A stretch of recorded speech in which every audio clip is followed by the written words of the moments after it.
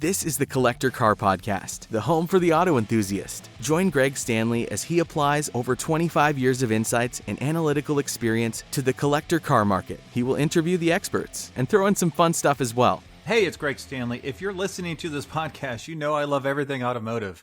This passion has expanded to include being a car specialist consultant for RM Sotheby's. So if you need assistance buying or consigning a collector car at any one of our online or live auctions, including Scottsdale, Amelia Island, or Monterey, you can reach one of our car specialists at rmsotheby's.com, or you can email me directly at gstanley@rmsotheby's.com. Metron Garage is a company designing unique garages, condos, and other structures specifically for the auto enthusiast. They've got 8 models to choose from, including 2-story options, which I think is super cool, all with a very modern look and feel to them.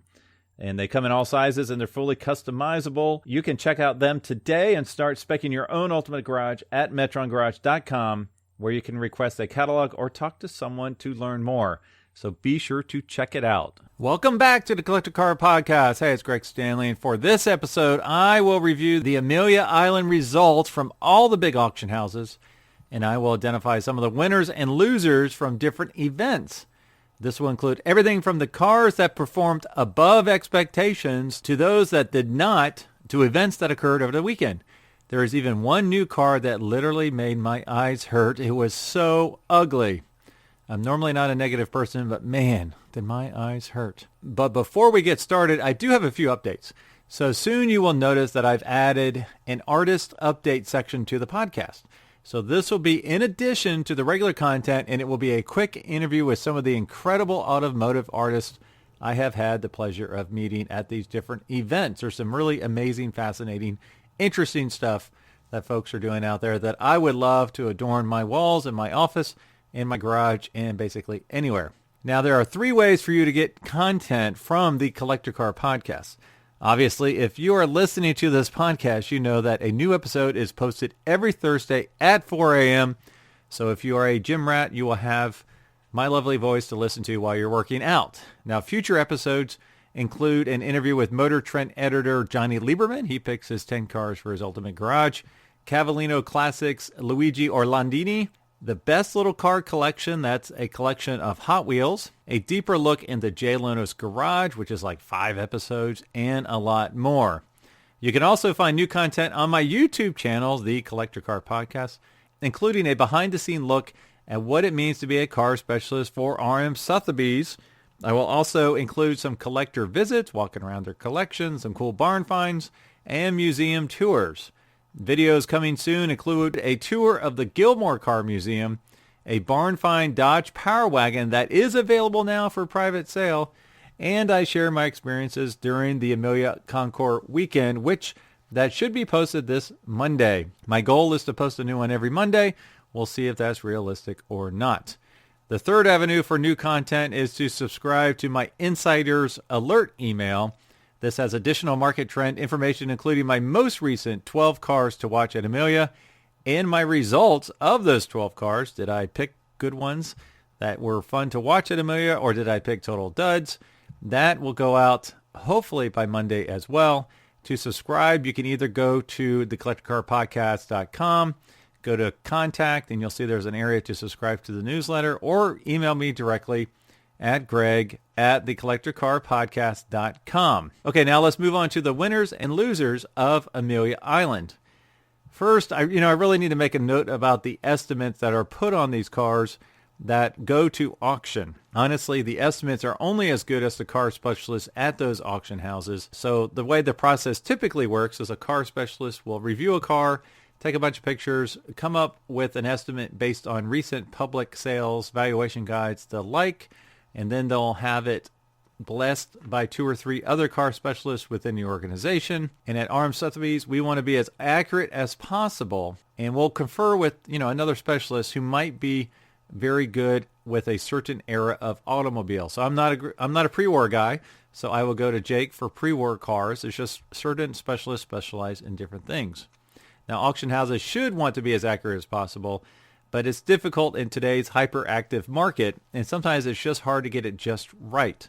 Now, there is one that I will give you a heads up on. I've had a couple friends of mine tell me that they will allow them to give their estimates in their reserve without any input. And that's a big red flag to me, because if all they want is the car and they don't care what the estimate is, if it's realistic or not, that tells me they just want to get a signed contract, and then they will grind you until you lift your reserve, which is not the right way to do business. So beware of this. If this happens to you, you need to run away as fast as possible. Also, many times there's a gap between what the seller thinks his or her car is worth and what the auction house believes it will sell through, just based through experience. This sometimes results in cars selling for an appropriate value, but they might be selling below estimate. So an example of this would be if we know a car is going to sell for $250,000 because we sold 10 of them over the last year, but the seller wants $300,000 to $400,000, in order to get the car, it might be possible to bring the car in and hope that it performs really well, as a lot of these cars have, and that it hits that $300,000 to $400,000 estimate. Now, if it doesn't, if it falls short, then the specialist will work with the seller to see if they want to take the realistic number that did come to fruition at the auction. Now, Haggerty had a great quote that highlighted this gap in sellers' expectations and actual valuations from the Amelia Concours, and I'll actually reference this a couple times. Per Haggerty, bidders were willing to play ball, but sellers, perhaps spoiled by a year of estimate-beating sales, were often holding out for more. A quarter of cars that did not sell were bid to Haggerty's number one condition, that's Concours condition value. Sellers, or even the auction companies, are overestimating the heat of the market. To be fair, there are times when the estimate cannot keep up with the quickly increasing values of certain makes. So one example would be the fairly new BMWs that we're selling at Gooding. Most of those sold above estimate, and these are cars from the 90s and 2000s, and they're just hot right now. So sometimes you can't get the estimate to catch up with the actual market. Now, for the purposes of this analysis, I did not include any motorcycles in my calculations. There are quite a few of those at Bonham's, because this is not the Collector Motorcycle Podcast. All right, so I'm going to start off with the winners here. So the total sales for the three-day auction window was $127.7 million. Now that's across RM, Sotheby's, Gooding, and Bonham's. It was the second highest gross total after 2016's record high of $140 million. That was the peak of the collector car market at the time. Now, my question to you is, did we just experience a new peak, or is this market going even higher? Obviously, only time will tell on that. We will probably see at Monterey. Now, the highest sales for Amelia from number 1 to number 3. Number 1 was Gooding with $66 million. Number 2 was RM Sotheby's with $44 million. And coming up in third place was Bonham's at $15 million. Now, if you look at year-to-date sales, now we're only in Q1, January, February, March. Total year-to-date, number 1 is RM Sotheby's at $117 million. And number 2 is Gooding at $73 million. And number 3 is Bonham's at $26 million. Now, I'm just looking at the 3 companies that had auctions during Amelia weekend. All right, so the winners, obviously Gooding for Amelia with the highest gross sales. And then RM Sotheby's is crushing it for the year-to-date number. Now, I'll just give you a brief rundown of the top 10 sales from Amelia Island. This will be pretty brief because we'll talk about some of these cars again in a minute. Number 10 was the 1967 Toyota 2000 GT Coupe. This was a Shelby race coupe, sold for $2.5 million with Gooding. Number 9 was 1954 Bentley R-Type Continental, $2.9 million with Gooding. Number 8, 1959 Porsche 718 RSK for $3 million, again with Gooding. Now, these next 5 are with RM Sotheby's. Number 7 is the 1930 Duesenberg Model J convertible. This one went really nuts. The estimate, I think, the high estimate was $2.5 million, and it sold for $3.5 million, $1 million over high estimate. Number 6 was the 2020 McLaren Speedtail Coupe for $2.7 million, so that's a fairly new car. The next one's also a new car. Number 5, the 2019 Bugatti Chiron Sport, $3.4 million. Again, a new car, fairly new car. Number 4, Ferrari LaFerrari from 2015 at $3.6 million. All right, the big sale for RM Sotheby's was at number 3, the 1934 Packard 12 Series Dietrich convertible Victoria. That was the premier car that sold for $4.1 million. The top car for Bonham's was the 1955 Porsche 550 Spyder Roadster for $4.2 million. That's our number 2 car. And the number 1 car way out in front is Gooding's 1937 Talbot-Lago T150-C-SS for $13.4 million. Now, I will get into pre-war cars here in a little bit. One thing was interesting. This was not a next-generation buyer buying this car. It was an older gentleman, probably in his late 60s, early 70s, that bought that car. So when I talk about pre-war cars and the trend of next-gen, it did not include the Talbot. All right, so the winner is RM Sotheby's for selling 5 out of the top 10 cars. Obviously, Gooding had the home run with the Talbot. And then, let's see, we had some record-breaking results at the auction. Let's see, 1993 Jaguar XJ220 RM Sotheby's sold for a record $687,000. The 1967 Toyota 2000 GT Coupe I mentioned sold for $2.5 with Gooding. That was a record for a JDM car, Japanese domestic market car. And the Talbot, 1937 Talbot, was a record for a French car at $13.4 million. Now, like I said before, a good auction house will want to be as accurate as possible. And so let's go through the accuracy of these threes. Now, how do I define accuracy? Well, these are cars that sold within the estimate range that was provided prior to the auction. So the least accurate was actually Gooding. They only had 35.4% of the cars fall within their estimate. Number 2 was Bonham's at 37.6%. And RM Sotheby's was the best when it came from an accuracy perspective on estimates at 41.4%. All right, now who else won this weekend? It was the educated buyers. Now what I mean is, it is a hot market, but there's still deals to be made. You may pay up for it, knowing, though, that you will be able to sell it for a profit in the future. And the one I called out, which I thought was pretty cool, is a 1981 Porsche 924 Carrera GTS Club Sport that was at RM Sotheby's. This car sold in 2019, again with RM Sotheby's, at the Taj Mahal garage sale in Dayton, Ohio. I was there, and it sold for $375,000. At the time, I was not with RM Sotheby's, and I walked around and I asked the car specialists, the experts that were there on site, I said, of all the Porsches in this collection, which one would you pick? And 5 of them picked this car because it only has like 9 miles. It's made for the racetrack. It was never raced. It's unrestored original in absolutely fantastic condition. And that surprised me. That was not the car I would have picked. But all these guys were younger than me, so I knew something was going on with that. And I wanted to see what would happen the next time it sold. And it sold at Amelia for $418,000. So that was a very educated buyer that maybe paid up for it in 2019, but then made a decent profit selling it a couple years later, about a $60,000 profit. All right, let's see. Who else won over the weekend? Well, we have 2 more that I called out. I know there was a lot more winners over the weekend, but I will say Haggerty's Cars and Caffeine event apparently was a huge winner. I was there early, about 7 o'clock in the morning, and I had to leave by 8:15.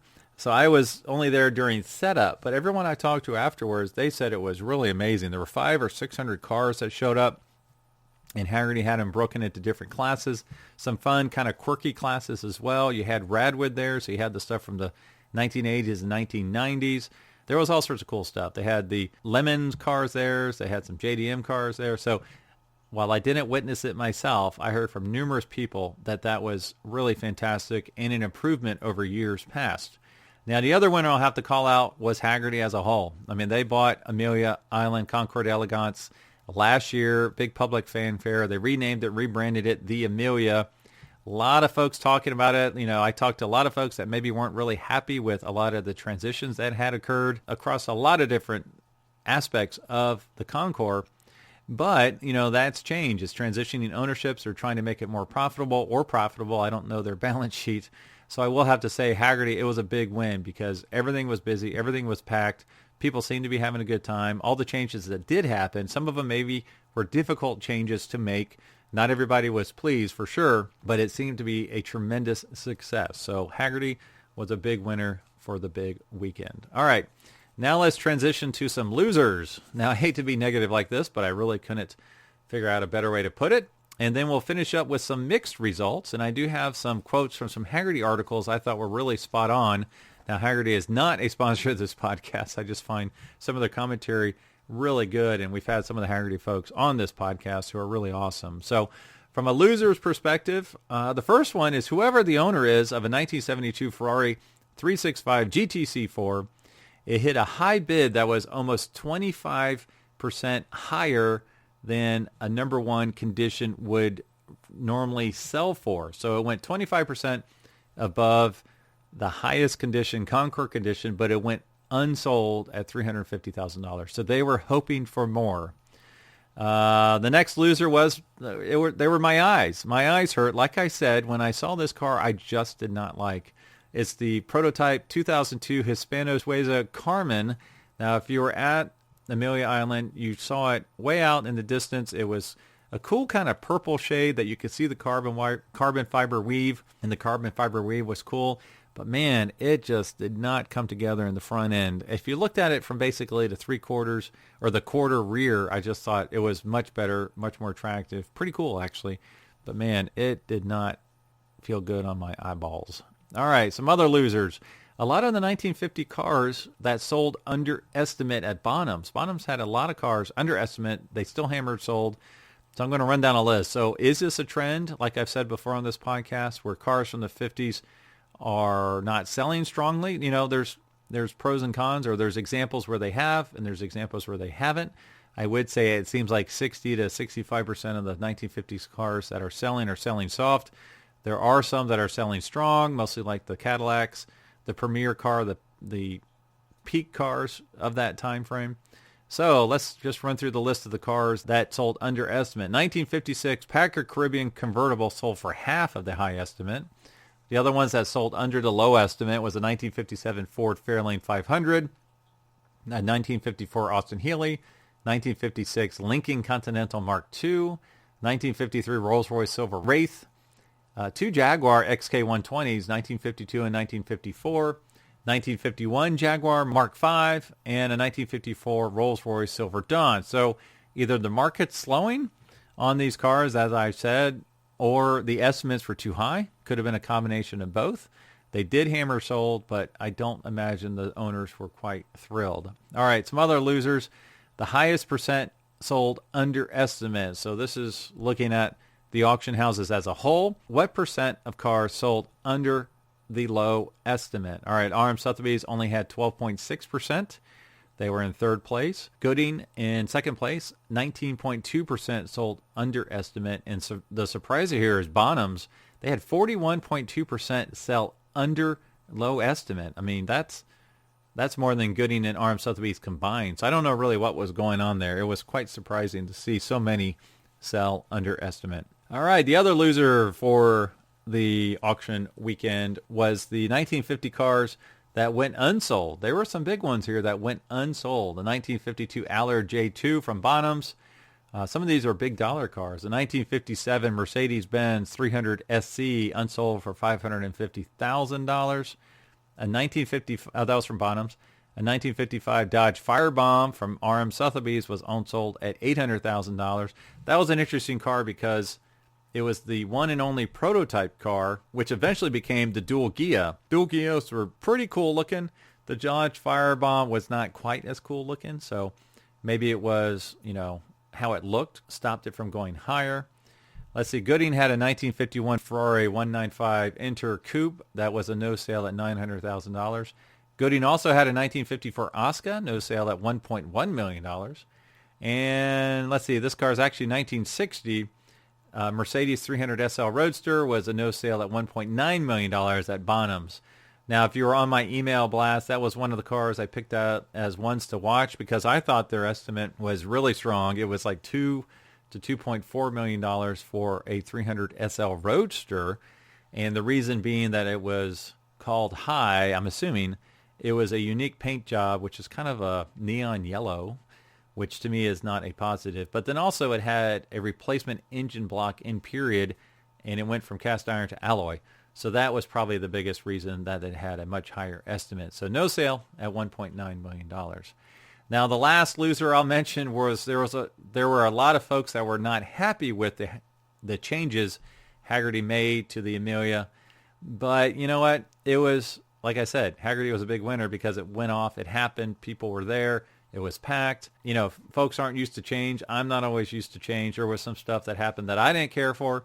But you know what? You got to cut them a break. It's their first year in ownership of this premier event. and I think it will only get better going forward. I did want to quote an article from Haggerty. It was called, "Despite strong results, Amelia Island 2022 proved bidders have their limits."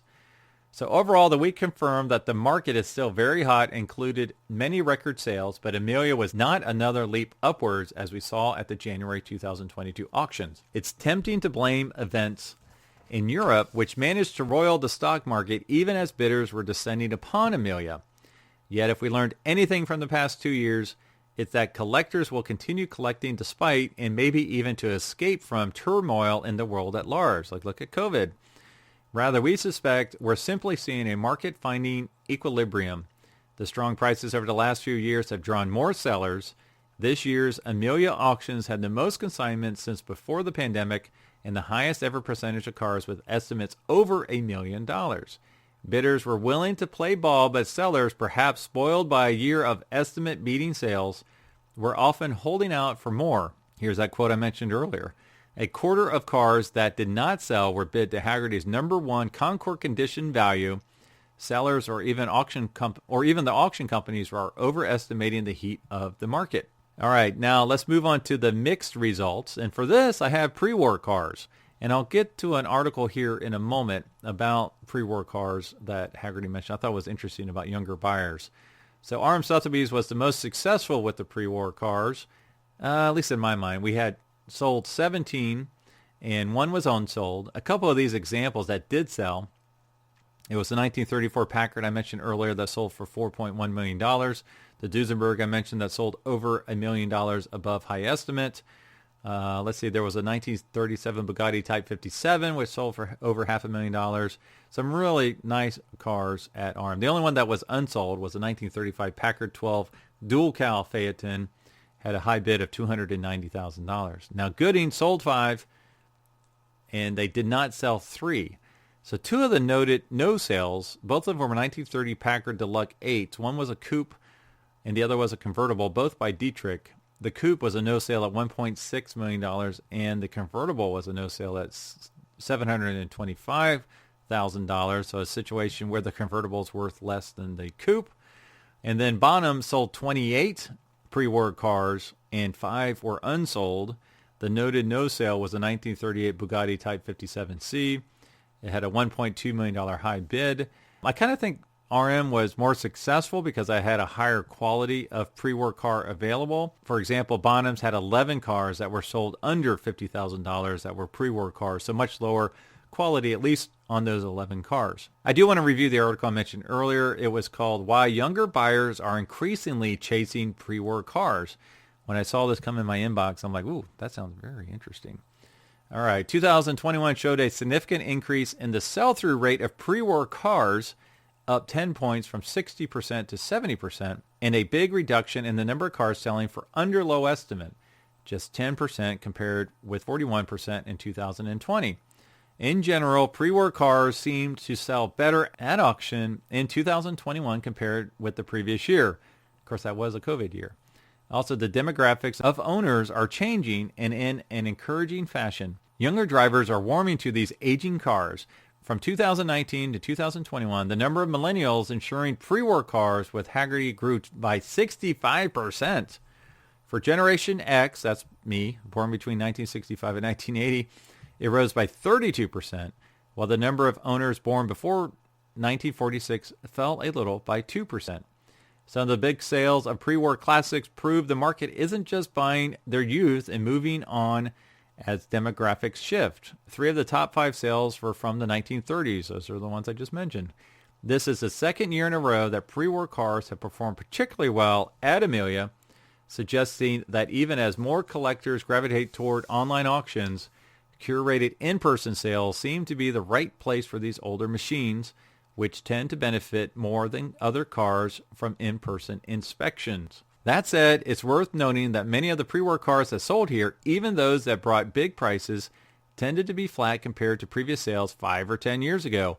For instance, the Talbot-Lago I mentioned that sold for an impressive $13.4 million, but that's only 1.8% more than it brought last time it sold 9 years ago. A high-yield savings account might have performed better in that time, though, of course, it wouldn't have returned nearly as much enjoyment.